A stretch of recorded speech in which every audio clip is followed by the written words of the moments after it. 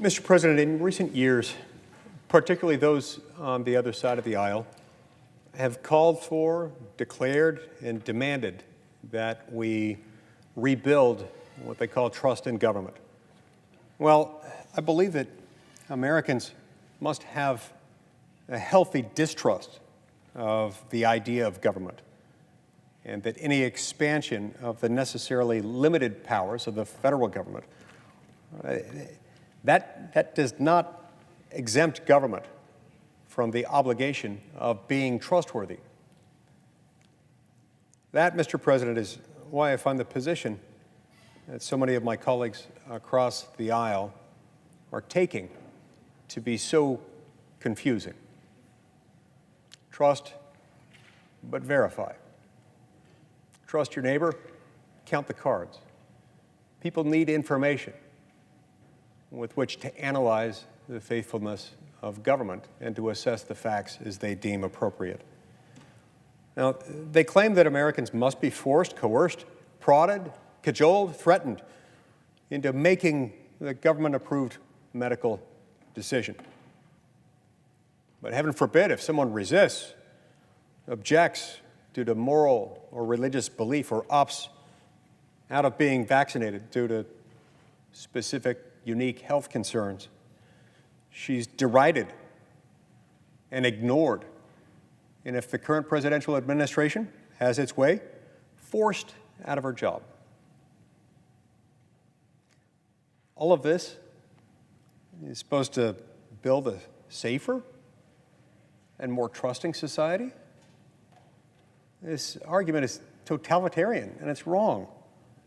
The United States is an open society, and the only way by which government can build trust with the American people is to earn it. And the government will earn that trust only through transparency. I've come to the Senate floor now 9 times to oppose President Biden's immoral, unwise, and damaging vaccine mandate.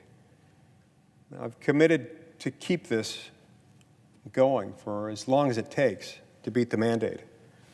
I've introduced now 12 bills to counteract, restrict, or limit the mandate. I do all this because I've heard from over 300 Utahns from one end of the state to the other who are at risk of losing their livelihoods due to this aggressive government overreach. Overreach of the government is staggering here. It's an overreach the likes of which we haven't seen in this country in a long time, the likes of which we arguably haven't seen since April 8th, 1952, when President Harry Truman seized every steel mill in America in order to support the Korean War effort. Now, fortunately, within a couple of months, the Supreme Court of the United States acted and invalidated that maneuver as unlawful, unconstitutional, which of course it was. In this instance, that hasn't happened. Because with respect to the OSHA mandate, the employer mandate, the one saying that all employers with more than 99 employees have to comply, have to fire people who aren't vaccinated.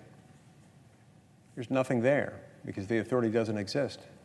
But in the meantime, corporate America is picking up the slack and doing the president's dirty work for him.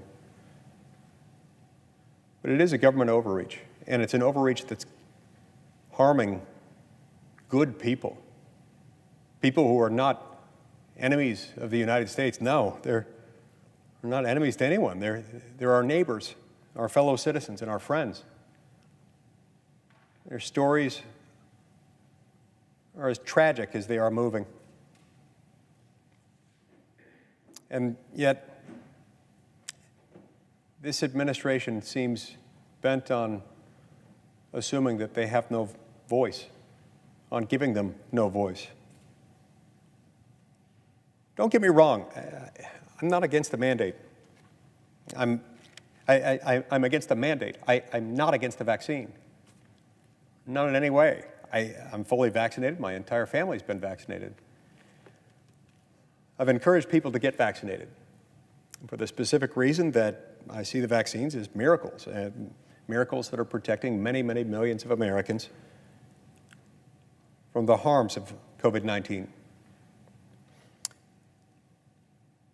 But if government is trying to encourage Americans to get vaccinated, hiding information about their concerns with the vaccine is the worst possible way to build trust. It has the exact opposite of what they claim they're trying to do. Now, existing concerns, make no mistake, are not just going to evaporate if they're ignored. And the government's lack of transparency should be just as concerning to Americans who aren't worried about the vaccine as it is to those who are. Government should never be in the business of hiding information about the adverse effects and risks involved, no matter how infrequent or uncommon they might be. And the government has, let's face it, been less than forthright with information about vaccine complications. Adverse reactions to the vaccine have been documented since the COVID-19 shot became available. The administration's message has been, get the vaccine. It's safe, period.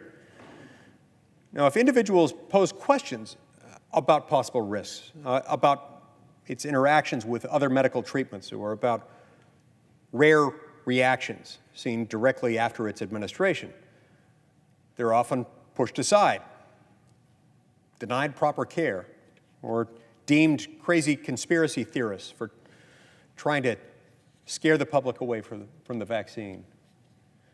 Now, sadly, this breeds distrust, and it threatens the ability of those who experience rare vaccine injuries, the ability to access the proper treatment, care, and respect they deserve.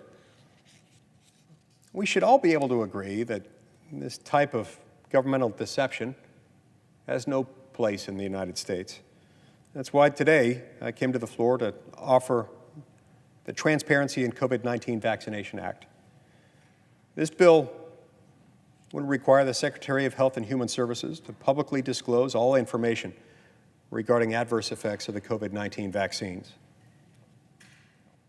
This sunshine would help clear the air and allow individuals and the medical community the opportunity to make informed decisions.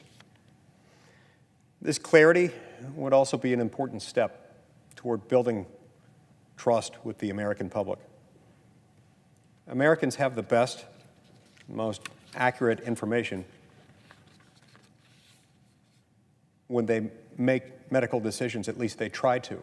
And they deserve to have the best and most accurate information when they make medical decisions. This bill would ensure that happens. That's why I came to the floor to offer it today, offer that we pass it, and offer the protections. Now, my friend and distinguished colleague, the senator from Washington, regrettably objected to it. In doing so, she argued that it's not necessary because, according to the senator from Washington, all the information that they need is now available. And in many instances, it's not. This bill would require that it be made available. All of it.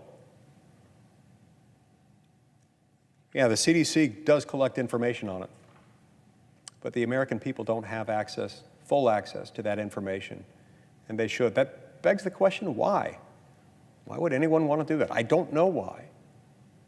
To me, it doesn't make sense, especially if one wants to increase the number of people getting the vaccine, as I do. I'd like to see more people getting vaccinated because I think the vaccine is something of a medical miracle, and it's protecting many, many millions of Americans from the harmful effects of COVID-19. That's a good thing. We want them to be protected. To be protected, we want them to get vaccinated. It doesn't mean government should force it on them, and it certainly doesn't mean that government should be perceived in any way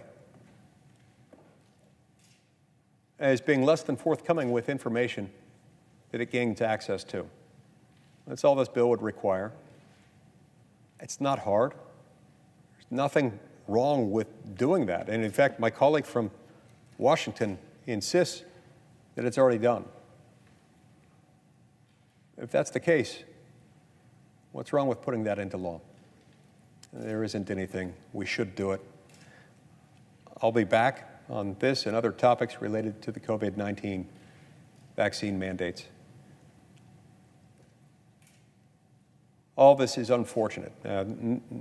No one is happy about the fact that COVID-19 has touched our country in the way that it has. It's been painful, it's devastating. You know, the 730,000 Americans who have died with COVID are tragedies, each and every one of them. Nothing about government overreach that will bring them back. There's certainly not anything about government overreach that's going to have a proper influence on the American people. There's certainly not anything about government hiding the ball when it comes to data that the American people deserve and want to have access to that's going to make people better. We want more people to get vaccinated, and because of that, we want them to have the facts. We should do that. Thank you, Mr. President.